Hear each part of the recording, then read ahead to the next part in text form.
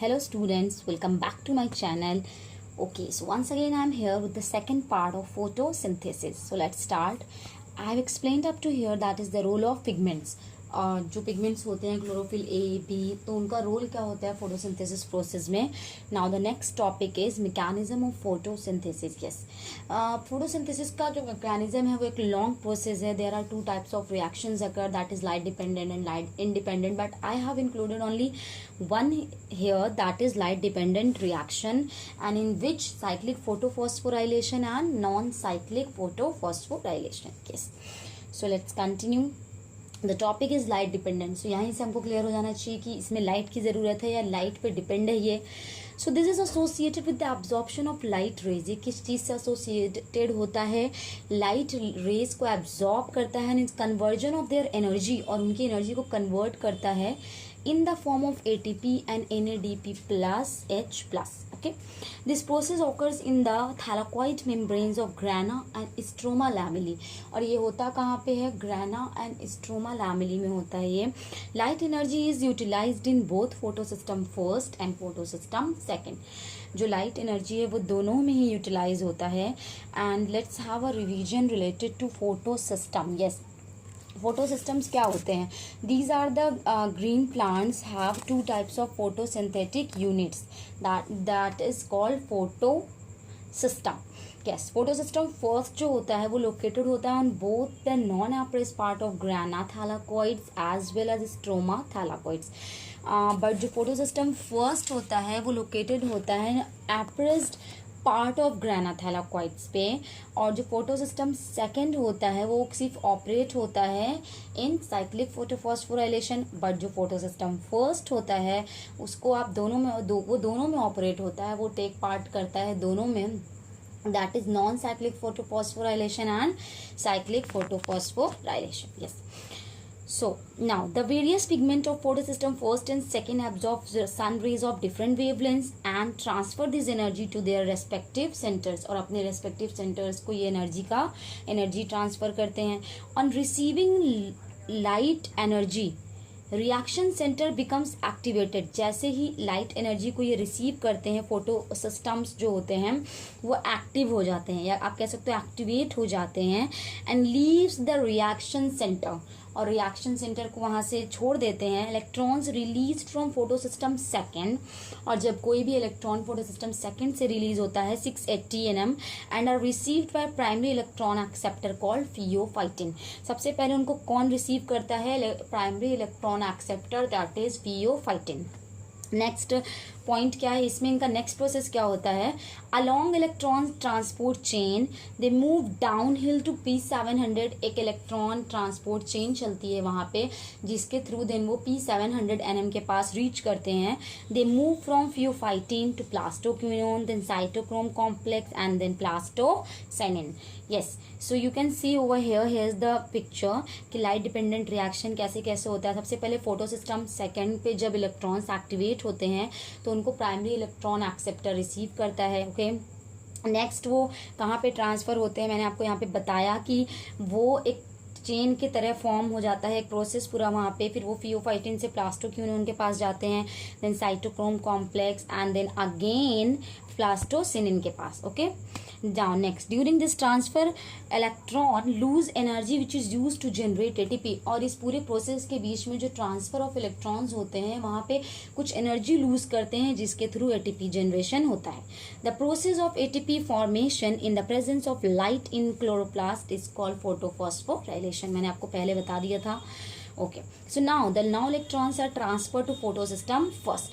फिर यहाँ से जो इलेक्ट्रॉन्स हैं वो ट्रांसफ़र हो जाते हैं फोटो सिस्टम फर्स्ट पे, और फिर जब फोटो सिस्टम फर्स्ट पे लाइट ट्रांसफ़र होती है और यू कैन से लाइट जाती है, then electrons release from the reaction centre of photo system first are received by primary electron acceptor called quinone. और इनका जो है प्राइमरी इलेक्ट्रॉन एक्सेप्टर कौन होता है? क्विनोन होता है. Yes, from here electron moves down to ferredoxin. फिर यहाँ से इनका जो इलेक्ट्रॉन है वो नेक्स्ट किसके पास जाता है? फेरोडॉक्सिन के पास. And then to ferredoxin NADP oxido reductase के पास जाता है. Okay, wait, yes, and then next here NADP is reduce to NADPH, और आप देख सकते हैं कि यहाँ पे NADP जो है वो रिड्यूस हो जाता है NADPH में। Electrons from photosystem second are use by photosystem first, फिर जो इलेक्ट्रॉन्स होते हैं फोटोसिस्टम सेकेंड से वो फोटोसिस्टम फर्स्ट में आके यूज हो जाते हैं। This is called non cyclic photophosphorylation. So इस पूरे प्रोसेस को क्या कहा जाता है? Non cyclic photophosphorylation. Okay, yes. So now next topic is here, not the topic, has a picture how the formation of Z scheme occurs, आप कह सकते हो। yes, जिस तरह से पूरा रिएक्शन होता है उसमें एक जो मैकेनिज्म है नॉन साइक्लिक फोटोफॉस्फोराइलेशन का, वो जेड टाइप का स्ट्रक्चर फॉर्म कर लेता है, इसीलिए इनको क्या कहा जाता है? Z scheme. जैसे ही लाइट पड़ती है, लाइट हार्वेस्टिंग कॉम्प्लेक्स से इलेक्ट्रॉन रिलीज होते हैं, इलेक्ट्रॉन एक्सेप्टर उन्हें एक्सेप्ट करता है, फिर इलेक्ट्रॉन ट्रांसपोर्ट चेन एक चलती है, वहाँ पे जो भी थोड़े बहुत एनर्जी लूज होती है वहाँ उसकी वजह से एटीपी का फॉर्मेशन होता है, and then again the electrons are transferred to photosystem first. They don't return back to photosystem second. So this is called non-cyclic photophosphorylation. Yes, so the next topic is cyclic photophosphorylation. In cyclic photophosphorylation only photosystem first functions. photosystem second यहाँ पे inactive हो जाता है और non-cyclic photophosphorylation stopped हो जाता है. Okay.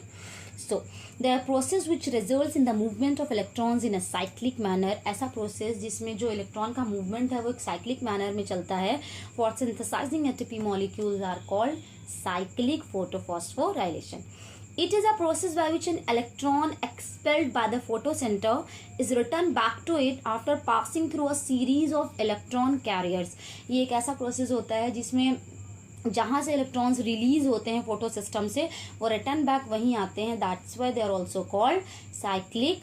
So the electrons are received or captured by the primary electron acceptor which passes them on the ferrodoxin, plastoquinone, cytochrome complex, plastocinin and finally back to chlorophyll P700 nm. Okay, finally वो कहाँ पे आ जाते हैं? Photo system पे return आ जाते हैं, दस filling the electron holes, और इलेक्ट्रॉन होल्स को वो अगेन से फिल कर देते हैं. In this way the cycle is completed. So this is not a very long process that in this. Now the next topic is here. yes, one thing more, you can see the cycle here is photo system से electron release होते हैं from P700, then they complete their cycle. First of all they receive by primary electron acceptor and then they complete their series of electron carriers and then return back to fulfill the electron holes. Yes, so the next topic is the difference between non-cyclic photophosphorylation and cyclic photophosphorylation. जो non cyclic होता है वो किससे associated है? वो दोनों photo system से associated है, PS1 एंड PS2. बट जो साइक्लिक है उसमें सिर्फ PS1 फंक्शन करता है. The electrons are not cycle back but compensated by the electrons from photolysis of water. इसमें इलेक्ट्रॉन्स रिटर्न बैक नहीं आते हैं जहाँ से एक्सपेल्ड होते हैं, but in cyclic the electrons return back. yes, now next photolysis of water and evolution of oxygen takes place. इसमें photolysis of water होता है, evolution of oxygen भी होता है, but cyclic में photolysis of water and evolution of oxygen do not take place. Photophosphorylation takes place only at one place. non cyclic में सिर्फ एक जगह होता है, but in cyclic photophosphorylation takes place at two places. NADP plus is reduced to NADPH2 in non-cyclic. NADP plus is not reduced in cyclic one. Yes, so the next topic is factor affecting photosynthesis. There are different factors that affect the process of photosynthesis, like internal or external, but I have included the major ones that are light, carbon dioxide, concentration, temperature and water. Light क्या होता है कि ये vary करता है किन चीज़ों में? क्वालिटी, इंटेंसिटी एंड ड्यूरेशन में. Light between the wavelengths of 400 nm and 700 nm is the most effective for photosynthesis, and this light is called photosynthetically active radiation, that is PAR. yes, और intensity से इसका direct relation होता है. As the intensity increases photosynthesis increases, as the intensity decreases photosynthesis decreases. Next है आपका duration. Duration में क्या होता है कि ड्यूरेशन ऑफ लाइट मतलब a plant will accomplish more photosynthesis when expose to long periods of light. Yes, plant will जाहिर सी बात है कि जब आप कोई भी प्लांट अगर प्रॉपरली एक्सपोज्ड है लाइट में तो उसमें फोटोसिंथेसिस का प्रोसेस अच्छे से होता है। और नेक्स्ट है आपका carbon dioxide concentration. Increase in concentration increases CO2 fixation, yes, we all know, but C3 and C4 plants reacts differently. Like in C4 plants photosynthesis increases as the concentration increases, but C4 plants attain saturation at a lower CO2 concentration. So this is all about light and carbon dioxide concentration. Yes, so the next topic is temperature. Like all other physiological processes, photosynthesis also needs a suitable temperature, and different plants needs temperature according to their need. Yes, water. Water is also necessary for the photosynthetic process, and it helps in maintaining turgidity and proper hydration of their protoplasm. Now, conclusion. Carbohydrates produced by photosynthesis store chemical energy for the entire living world on the earth. It is the only process by which oxygen is liberated in the atmosphere to be used for respiration. ये एक ऐसा अकेला process है जिसकी वजह से आप respire कर रहे हो, you are getting the oxygen.